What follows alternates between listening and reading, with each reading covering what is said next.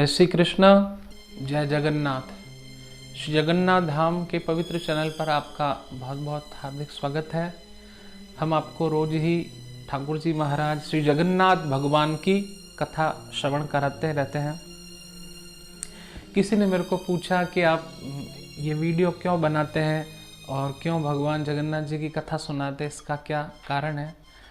तो मैंने उनसे कहा, भगवान की कथा सुनने का कोई कारण नहीं होता, भगवान की कृपा प्राप्त होती है। जिसके बारे में हम सुनेंगे उसमें हमारा मन लग जाएगा, और भगवान की कथा को हम ज्यों-ज्यों सुनते जाएंगे, ज्यों-ज्यों हमारा मन भी भगवान में लगता जाएगा। तो जगन्नाथ भगवान जो साक्षात भगवान विष्णु है, हमारे जोधपुर में बनाड़ नगर में, बनाड़ एरिया में भगवान ठाकुर जी का, जगन्नाथ जी का बहुत ही विशाल जगन्नाथ जी का मंदिर बनने जा रहा है। ये जगन्नाथ जी का सर्वप्रथम मंदिर है।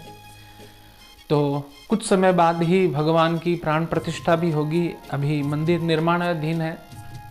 तो मेरा लक्ष्य है कि बहुत जल्दी ही भगवान जगन्नाथ जी की प्रतिष्ठा हो, और जगन्नाथ जी की प्रतिष्ठा तभी हो पाएगी जब सारे भक्त चाहेंगे।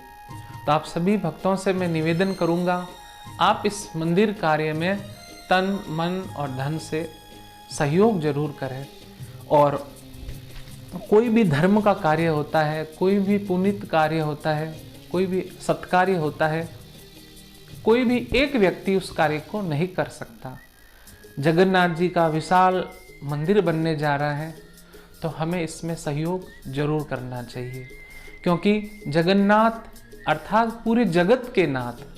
तो जब जगत के नाथ साक्षात विष्णु, साक्षात हमारे कन्हैया जब विराजमान होंगे, तो हमें ऐसे कोशिश करनी चाहिए, हमें ऐसा प्रयास करना चाहिए कि केवल एक व्यक्ति नहीं, हम सब मिलकर भगवान जगन्नाथ जी का मंदिर बनाएं और भगवान जगन्नाथ जी को विराजमान करें।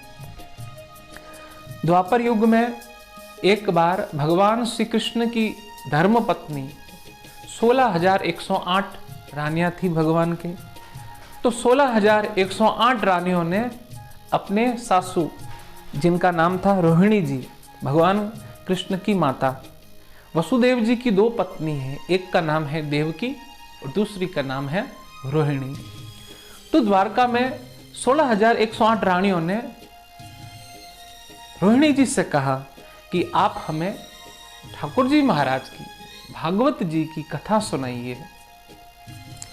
तो रोहिणी जी ने कहा, मैं कथा तो सुना दूंगी, परंतु जब भी मेरा कन्हैया कथा को सुनता है और उसमें गोपियों का प्रसंग आता है, तो मेरा कन्हैया की आंखों में आंसू आ जाते हैं, और मैं नहीं चाहती कि मेरे कन्हैया की आंखों में आंसू आए।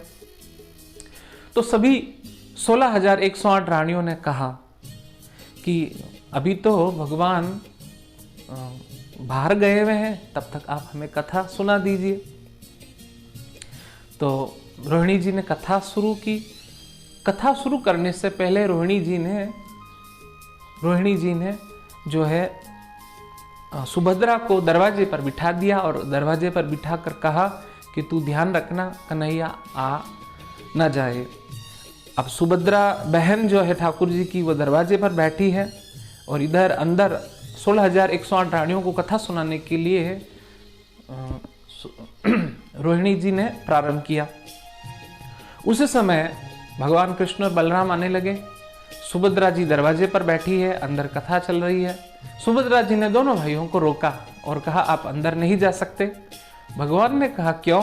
तो कहा, अंदर सत्संग चल रहा है। तो सुभद्रा जी ने जब ऐसा कहा, अंदर सत्संग चल रहा है, तो भगवान कन्हैया जी कहने लगे, जब सत्संग चल रहा है तो मैं इस कथा को जरूर सुनूंगा।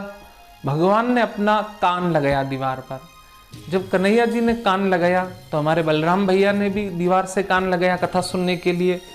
दोनों भाइयों को जब कान लगाते हुए देखा, तो सुभद्रा जी ने भी अपना कान लगाया कथा सुनने के लिए। कथा को सुनते सुनते उनका पूरा शरीर पिघलने लगा, उनके हाथ फैलने लगे, उनके पैर फैलने लगे, आंखें बड़ी बड़ी हो गई। उसी समय नारद जी का आगमन हुआ।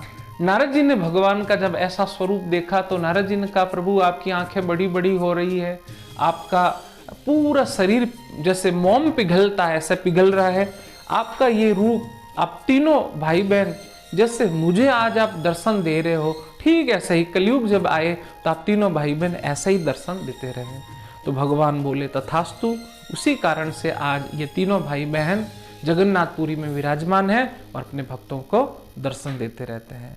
जय श्री कृष्ण, जय जगन्नाथ।